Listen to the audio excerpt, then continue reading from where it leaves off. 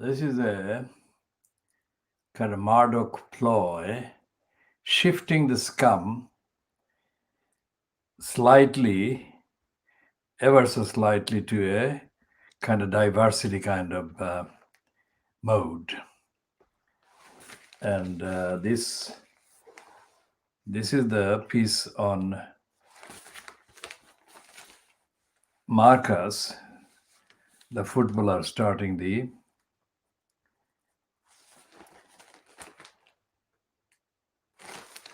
project to get kids reading. And only a small item on the pandemic.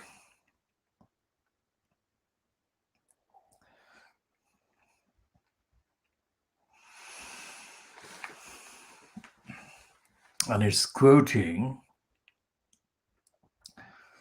Deputy Chief Medical Officer Jonathan Van Dam as saying, we are starting to feel in a better position. Now that's on page 1.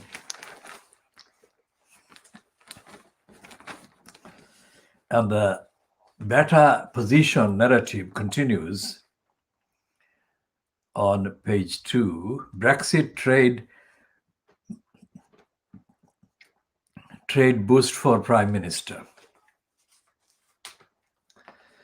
And it says that David Frost, the negotiator, says we are getting warmer.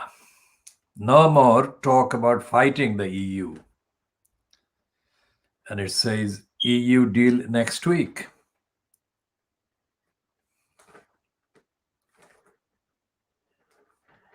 And there is a kind of diversionary piece about Dominic Cummings.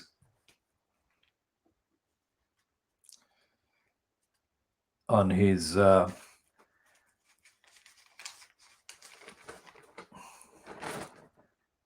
clothing, he's wearing a Nike thingy. So this comes as Nike One or Nike One Dom. Only a very small item about the finance minister Rishi Sunak. But that's a negative one because his 1,000 £1,000 job saver scheme is in doubt. And there are 2 pages of kind of 2-page spread devoted to the woman who hit the celeb kind of platforms posing as Jordan. And posing is the literally kind of central word. Now she is reportedly saying, I have to padlock the fridge at night, says Katie Price about her son Harvey being obsessed and addicted to eating, which is proving to be serious danger to his health and safety. And they're running the same kind of propaganda for the vaccine, which the scum says the second vaccine 95% effective. And it says the Britain snaps up 5 million doses. And the headline is cheering Matt Hancock, Yabba Jabba 2. And they've got 2 pages on the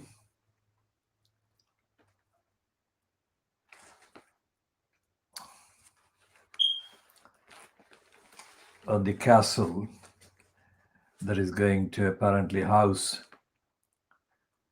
the celebrity thing. Now, Chris Peckham, the environmental campaigner, has urged the BBC to act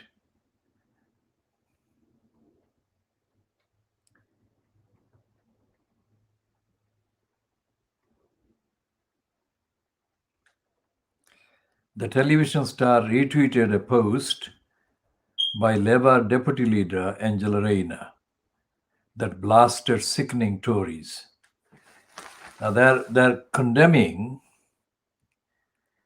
the BBC for a retweet by Chris Peckham, which contained a retweet of a tweet of the Deputy Labour Party leader Angela Rayner calling the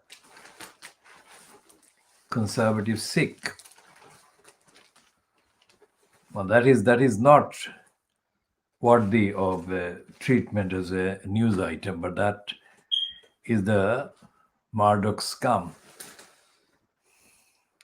And there is a piece about 14-day isolation, not good for the nation.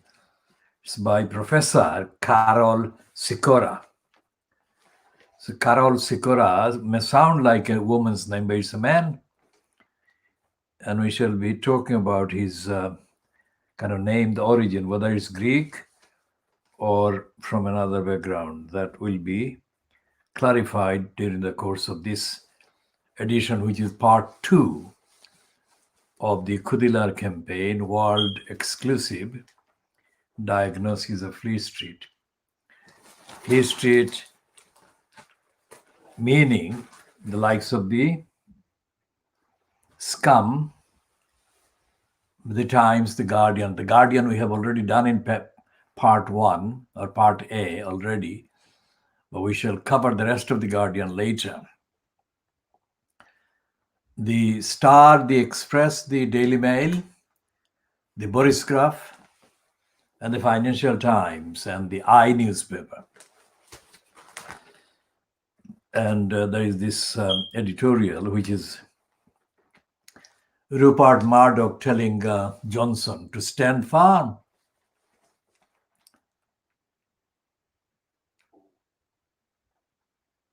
And it says that Leavers, that is Brexiteers, would not forgive a prime minister who brought them so close only to surrender powers at the last moment. Nigel Farage is waiting to hoover up their votes in the millions.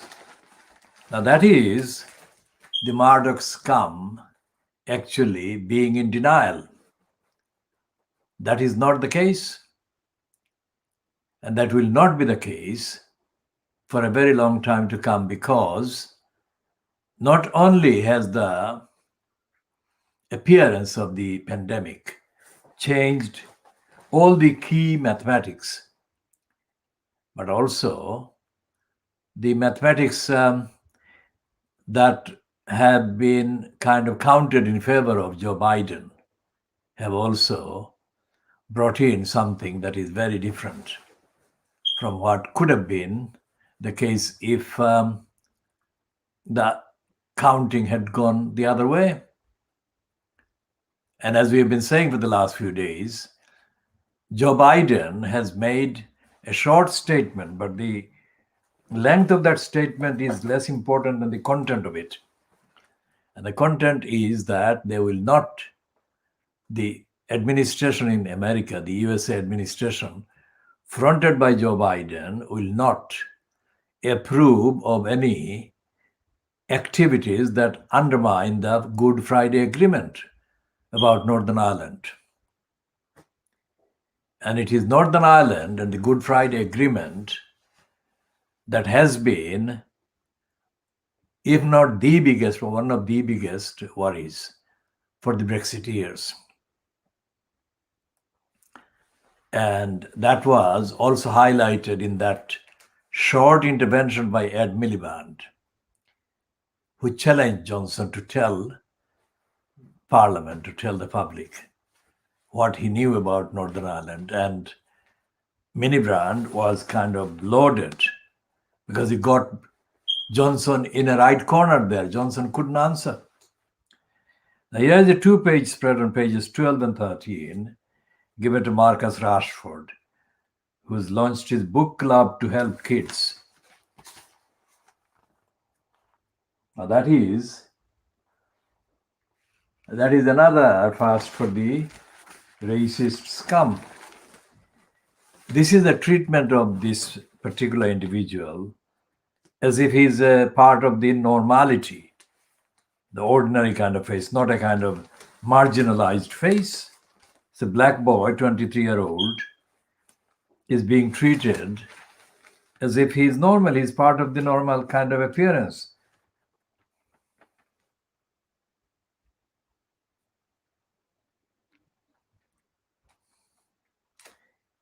And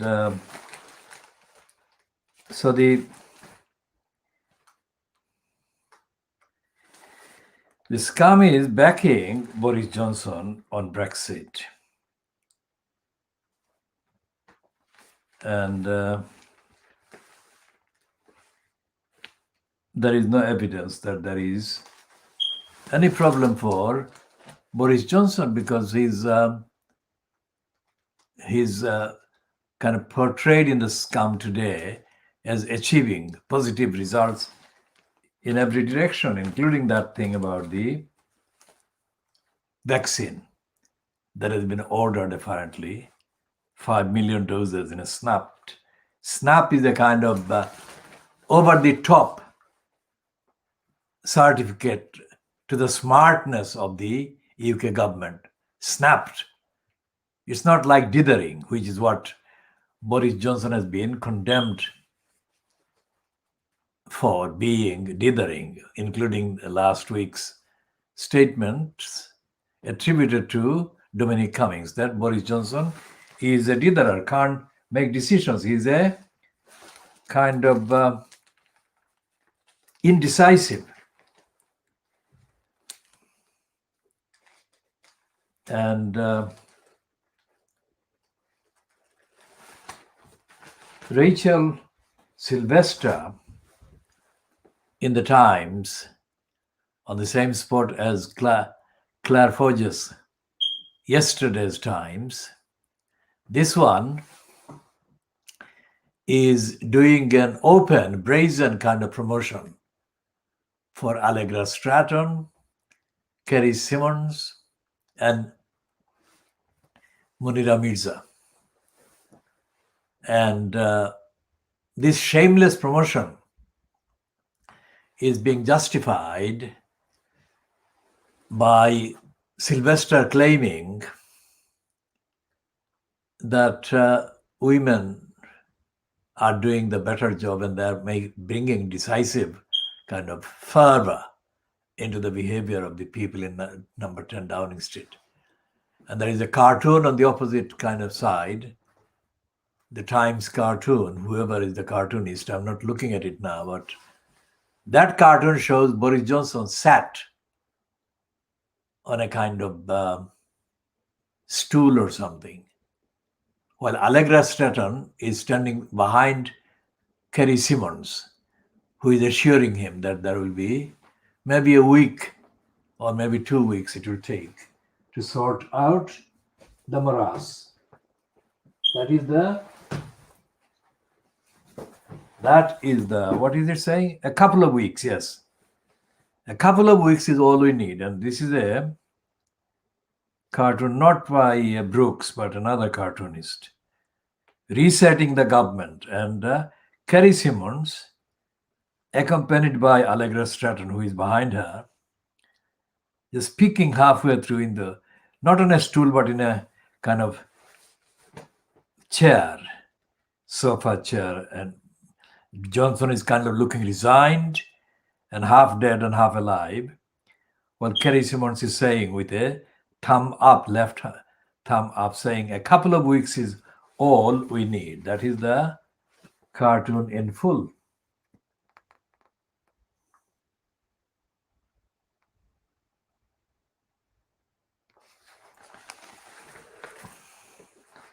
And this guy, Rifkind, Hugo Rifkind, who is the son of the Rifkind who was the defense minister while John Major was prime minister.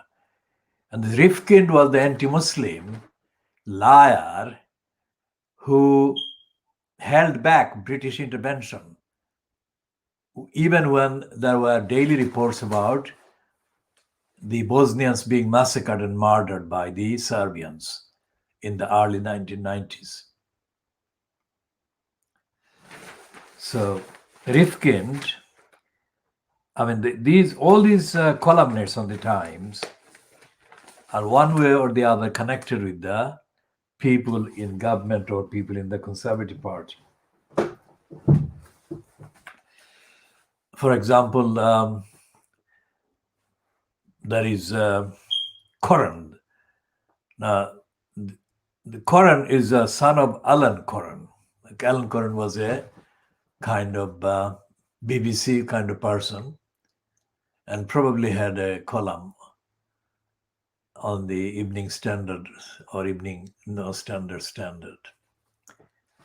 And the Koran seniors, Alan Koran's daughter, Victoria Koran, is also given BBC platforms and others. So this is the diagnosis. Khoodeelaar campaign world exclusive diagnosis of Fleet Street. And it is bringing you exclusive insights into the connections between various names as columnists, etc. on the paper. Now, there is a column, as I said, by Rachel Sylvester, who is kind of updating on the propaganda for Allegra Stratton. It is not Kerry Simmons, it's Allegra Stratton who is doing the actual pushing so far on the evidence available so far. And the other column is by Melanie Phillips. Melanie Phillips has got a column on the Times today, and which she's using or she's abusing to attack Muslims and to promote those who oppose Muslims on religious grounds, not on the evidence of any wrongdoing by the Muslims, but on the ground of being just Muslims in religious faith kind of terms. And Melanie Phillips has been mentally, totally kind of racistly dedicated against Muslims for the past 20 years, if not longer. And she has been increasingly aggressive and increasingly in denial about the truth in society, across the world, and in the realms of kind of, if you like, discourse and discussions. And she is now installed as a columnist on the Murdoch-owned, Murdoch-controlled Times, not unconnected with the fact that she is a racist and she is a denier of the universal values and rights. Now, Melanie Phillips is not the only one on the Times, obviously, but she is one of the few kind of racist women, obviously white one, that have been given permanent spots by Sky News, by the BBC television, and other platforms. Not on the evidence of their or her or the other ones liberalizing internationalist, humanitarian, compassionate kind of outlook or attitude, but for the opposite reason. Because they are against compassion, against universality, and against the objectively verifiable evidence for any kind of comment that they make. And most of the comments they make not only introduce new aggravation to the prevailing atmosphere of racism and anti-Muslim hostility, but aggravate the whole thing, the whole kind of equation. No wonder that Melanie Phillips is a Brexiteer, because Brexit to her, and most of the gullibles too that kind of follow her and the likes of her, the Brexit means an end to opposition to racism, an end to the expansion of the mental borders into accepting and recognizing the whole world, the existence of the world, and to accepting the evidence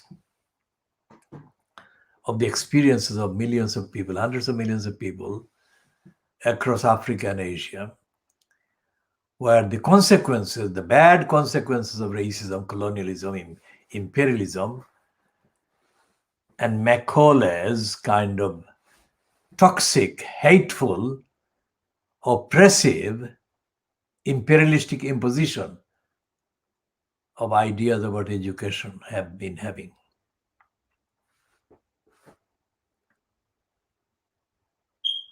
So today is Tuesday, the 17th of November 2020. What are the things that happened in November? On the 10th of November, the Royal London Hospital in Stepney, London E1 in Whitechapel, kind of caused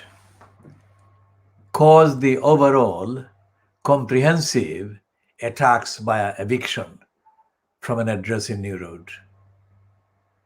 The eviction program that Royal London Hospital had started in September 1987. And after 6 years of battle to stop that eviction, the targets of the eviction program were misled and lied to by the then Shoreditch County Court District Judge, Henrietta Bad Manners, and the complicit crooks in posts in the Shoreditch County Court at the time. And the conspiracy was aimed to benefit the crook and criminal liar Paul Varmin, also known as Paul Varma, also known as the accountant. That Varmin lied through his teeth, and that is the Varmin that had misled various parties involved with the kind of legal occupation and use of the property under eviction on the 10th of November. That was a Wednesday, 1993. Paul Barmin actually lied to a number of people, and he lied in order to get the property in New Road vacated by the people and parties that had been in that property since the 1960s, early 1960s. And in addition to being the center, being the home of the campaigns during the 70s and 80s, up to the day of the eviction of 10th of November 1992, that address had been the address used for campaigns of immediate kind of relevance to the immediate neighborhood and areas in Tower Hamlets, but also of worldwide application and benefit for millions, hundreds of millions of people. Now the question may arise as to how a program or a campaign or a series of programs or a series of campaigns that are claimed, as we are claiming here and as we have claimed before, to have benefited hundreds of millions of people. How can such a program, how can such a number of programs and campaigns lack even the amount of money that would have been needed to buy the property, not just rent it, but to buy the property at any price? Indeed, That question is legitimate, and that is one of the central questions that will be addressed extensively in extensive details.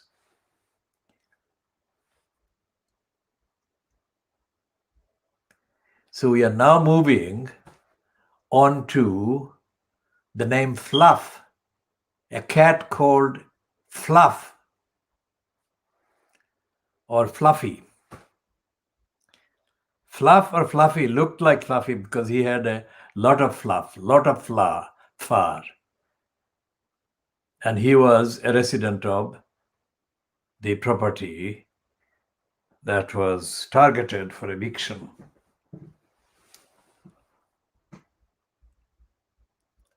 And the experience of Fluff and Fluffy highlighted the serious environmental negligence by the local council, as well as the Royal London Hospital, as well as the degenerate builders and architects and the entirety of the culture of builders. I mean, Fluffy disappeared from his home one day, Tuesday, one afternoon. It was a Tuesday. And the reason Fluffy disappeared was to look for friends. And he couldn't get to friends because of the structure and the obstructions, etc. So he crossed the commercial road, very dangerous commercial road he crossed, and he went into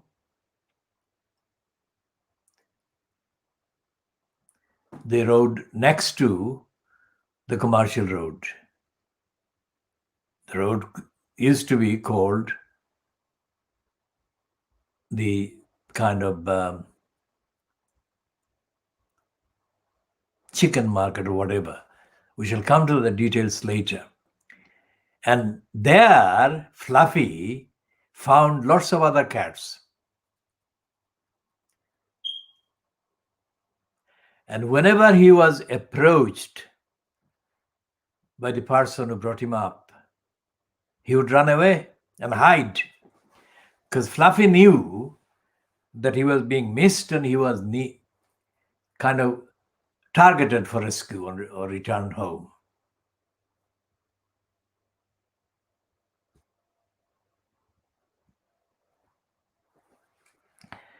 That happened sometime in late 1992 or early 1993. So if you count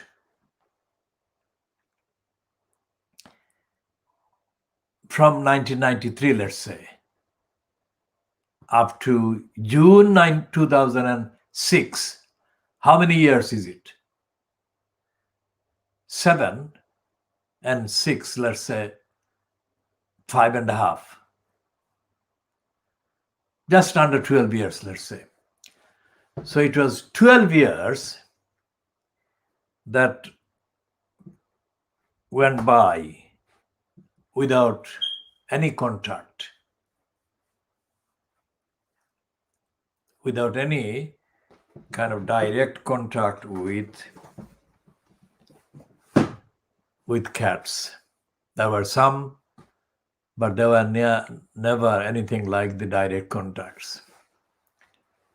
And the details of what happened in those contacts and during the lack of contacts will be elaborated on in a separate number of programs, except to say that every single cat, including Fluffy,